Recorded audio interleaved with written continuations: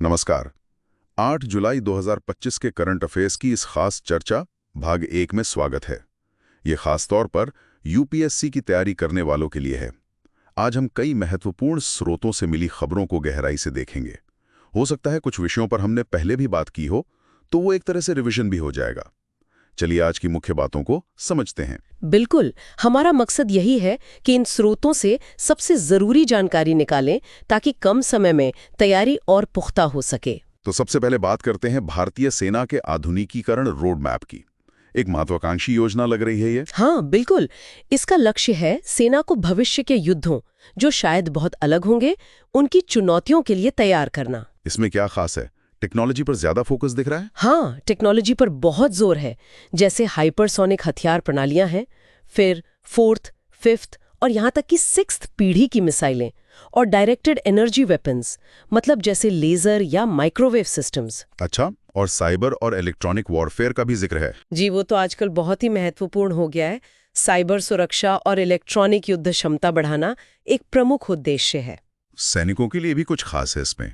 मैंने exoskeleton smart body armour के बारे में पढ़ा। हाँ, बिल्कुल। सैनिकों को फिजिकली ज्यादा ताकत देने के लिए एक्सोस्केलेटन, बेहतर सुरक्षा के लिए स्मार्ट बॉडी आर्मर और स्थिति की बेहतर जानकारी के लिए एआई पावर्ड हेलमेट्स। और लॉजिस्टिक्स, उसमें भी बदलाव की बात है। जी, लॉजिस्टिक्स को आधुनिक बनाने के लिए एआई और ब्लॉकचेन जैसी टेक्नोलॉजी का इस्तेमाल करने की योजना है।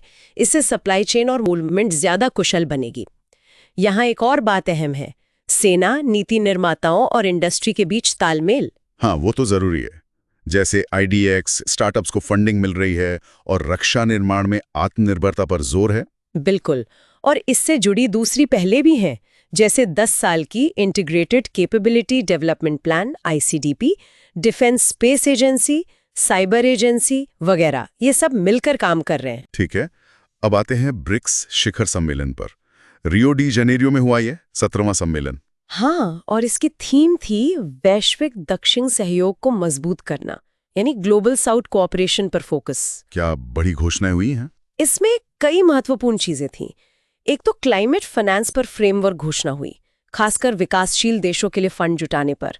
दूसरा, आर्टिफिशियल इंटेलिजेंस यानी एआई के वैश्विक शासन पर एक बयान आया। एआई का रेगुलेशन, ये तो आजकल हर जगह चर्चा में है। हाँ, और ब्रिक्स देश इस पर एक साझा रुख अपना रहे हैं।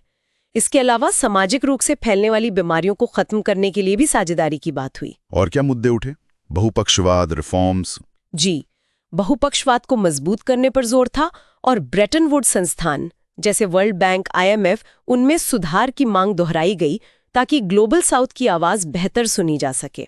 संयुक्त राष्ट्र सुरक्षा परिषद में भारत और ब्राजील की स्थायी सदस्यता का भी समर्थन किया गया। हाँ, इसका समर्थन फिर से किया गया, आतंकवाद की निंदा की गई और ये भी कहा गया कि अफ्रीका की समस्याओं का समाधान अफ्रीकी देशों को ही मिलकर निकालना चाहिए। इसी से जुड़ी एक और खबर है, न्यू डेवलपमेंट बैंक यानी एनडीबी। हाँ, एनडीबी ने कोलंबिया और उज्बेकिस्तान को उधार लेने वाले सदस्यों के रूप में शामिल किया है। अच्छा, ये एनडीबी ब्रिक्स देशों ने ही शुरू किया था ना? जी हाँ, 2015 में इसका मुख्यालय शंघाई में है। ये ब्रिक्स के विस्तार का भी संकेत है। चलिए अब विज्ञान और प्रौद्योगिकी की तरफ चलते हैं।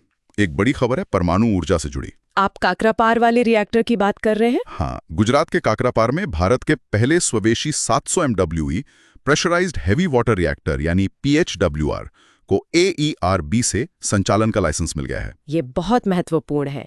ये भारत के 3 चरणीय परमाणु कार्यक्रम का पहला चरण है। इसमें प्राकृतिक यूरेनियम ईंधन के तौर पर इस्तेमाल होता है। और हैवी वाटर? हाँ, भारी जल यानी D2O, वो कूलेंट और मॉडरेटर दोनों का काम करता है। और इससे जो प्लूटोनियम 239 बनेगा वो आगे काम आएगा। बिल्कुल, वो दूसरे चरण के फास्ट ब्रीडर रिएक्टर में ईंधन का काम करेगा। ये आत्मनिर्भरता के लिए बहुत जरूरी है। और AERB यानी परमाणु ऊर्जा नियामक बोर्ड ये सुनिश्चित करता है कि सब सुरक्षा मानकों के हिसाब से हो। ये 1983 में बना था। विज्ञान में एक और पहल है, राष्ट्रीय बायो बैंक का उद्घाटन CSIR-IGB में फिनोमेन इंडिया प्रोजेक्ट के तहत। हाँ, ये भी बहुत दिलचस्प प्रोजेक्ट है। इसका मकसद है करीब 10,000 लोगों का डिटेल्ड डेटा जमा करना, जीनोमिक डेटा, उनकी जीवन शैली, स्वास्थ्य संबंधी जानकारी, सब कुछ। इसका फायदा क्या होगा? इससे हमें जटिल बीमारियों जैसे डायबिटीज, कैंसर इनको बेहतर समझने में मदद मिलेगी। साथ ही ये प्रिसिजन मेडिसिन यानी व्यक्ति विशेष के हिसाब से इलाज और बीमारियों के जल्दी पता लगाने में सहायक होगा। AI का भी इसमें इस्तेमाल हो सकता है। फिनोम का मतलब क्या होता है? फिनोम मतलब किसी जीव के वो सारी विशेषताएं जो देखी या मापी जा सकती हैं, जैसे उसकी शक्ल, व्यवहार, बायोकेमिस्ट्री वगैरह। अच्छा, अब जरा अर्थव्यवस्था और शासन की बात कर लेते हैं। विश्व बैंक की एक रिपोर्ट आई है जो भारत के लिए काफी अच्छी लग रही है। हाँ, गिनी इंडेक्स पर आधारित है। रिपोर्ट कहती है कि भारत दुनिया के सबसे समान समाजों में चौथे स्थान पर है। चौथे स्थान पर? स्लोवाक गणराज्य स्लोवेनिया और बेलारूस के बाद? जी, भारत का गिनी स्कोर 2022-23 में 25.5 था। ये 2011-12 में 28.8 था, तो मतलब सुधार हुआ है। ये स्कोर जितना कम हो उतना अच्छा होता है। हाँ, 0 का मतलब होता है पूर्ण समानता और 100 का मतलब पूर्ण असमानता। तो 25.5 काफी अच्छा स्कोर है। G7 और G20 के कई देशों जैसे चीन 35.7 या अमेरिका 41.8 से भी बेहतर है। और अत्यधिक गरीबी का क्या? वो भी घटी है। $2.15 प्रतिदिन से कम पर जीने वाले लोग 2011-12 में 16.2% थे, जो 2022-23 में घटकर 2.3% रह गए। ये बहुत बड़ी गिरावट है। ये तो वाकई अच्छी खबर है। अब एक कानूनी पहलू देखते हैं। NCLAT का एक फैसला आया है। हाँ, national company law appellate tribunal ने कहा है कि दिवाला और दिवालियापन संहिता यानी IBC 2016 वो धन शोधन निवारण अधिनियम यानी PMLA 2002 को ओवरराइड नहीं कर सकती। इसका मतलब क्या हुआ आसान शब्दों में? मतलब ये कि अगर किसी कंपनी के खिलाफ IBC के तहत दिवालियापन की कार्रवाई चल रही है, तो भी PMLA के तहत मनी लॉन्ड्रिंग की जांच और संपत्ति जब्त करने की कार्रवाई जारी रह सकती है।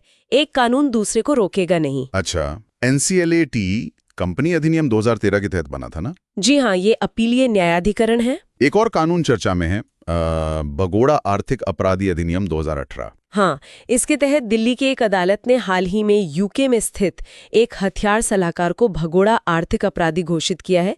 ये कानून उन पर लागू होता है जिन पर 100 करोड़ या उससे ज्यादा के अपराध का वारंट हो और वो देश छोड़कर भाग गए हों। ठीक है, अब कुछ और अहम खबरें देख लेते हैं। हिमाचल प्रदेश ने PDS में फेस ऑथेंटिकेशन शुरू किया है। हाँ, सार्वजनिक वितरण प्रणाली यानी PDS के तहत राशन देने के लिए आधार आधारित फेस ऑथेंटिकेशन फेस ऑथ शुरू करने वाला वो पहला राज्य बन गया है। ये UIDAI का एक अतिरिक्त तरीका है पहचान पुख्ता करने का।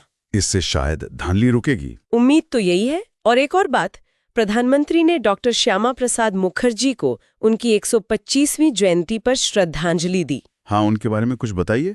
वो कलकत्ता विश्वविद्यालय के सबसे कम उम्र के कुलपति बने थे, संविधान सभा के सदस्य भी रहे। नेहरू जी की पहली सरकार में उद्योग और आपूर्ति मंत्री थे। बाद में उन्होंने भारतीय जनसंघ 1951 की स्थापना की। उन्हें संसद का शेर भी कहा जाता था। जी हाँ, उनकी वाक्पटुता के लिए। तो ये थी आज की कुछ मुख्य सुर्खियां। देखा जाए तो राष्ट्रीय सुरक्षा से लेकर अंतर्राष्ट्रीय संबंध, विज्ञान, अर्थव्यवस्था, हर जगह काफी कुछ चल रहा है। निश्चित रूप से। और UPSC के नजरिए से देखें तो ये सभी डेवलपमेंट्स बहुत महत्वपूर्ण हैं। ये सिर्फ करंट अफेयर्स नहीं है, बल्कि गवर्नेंस, इकोनॉमी, साइंस और अंतर्राष्ट्रीय संबंधों के व्यापक मुद्दों से भी सीधे जुड़े हुए हैं। इन पर गहरी नजर बनाए रखना जरूरी है। अगर आपको ये विश्लेषण, ये चर्चा उपयोगी लगी तो इसे लाइक करें और चैनल को सब्सक्राइब करना ना भूलें, ताकि आप कोई भी अपडेट मिस न करें। हाँ, और आज के लिए एक विचारणीय प्रश्न भी है। भारत जैसे विकासशील देश के लिए रक्षा और प्रौद्योगिकी जैसे महत्वपूर्ण क्षेत्रों में पूरी तरह से स्वदेशी क्षमता विकसित करने और जो जरूरी वैश्विक सहयोग है उसे हासिल करने के बीच सही संतुलन कैसे बनाया जा सकता है, इस पर जरूर सोचिएगा। धन्यवाद।